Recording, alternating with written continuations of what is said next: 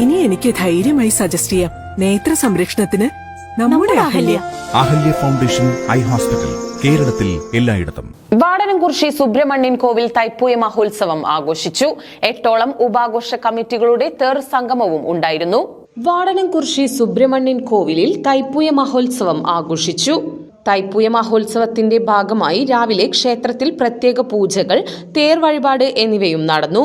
വൈകിട്ട് വിവിധ ആഘോഷ കമ്മിറ്റികളുടെ ആഘോഷങ്ങൾ കോവിലിലേക്ക് പുറപ്പെട്ടു. വാദ്യമേളത്തിന്റെ അകമ്പടിയോടുകൂടി തേർ സംഗമവും തുടർന്ന് കോവിൽ പ്രദക്ഷിണവും ഉണ്ടായിരുന്നു.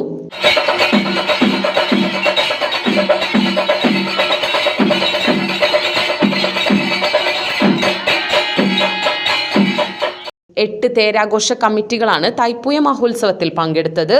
മേളവും തുടർന്ന് തായമ്പകയും അരങ്ങേറി.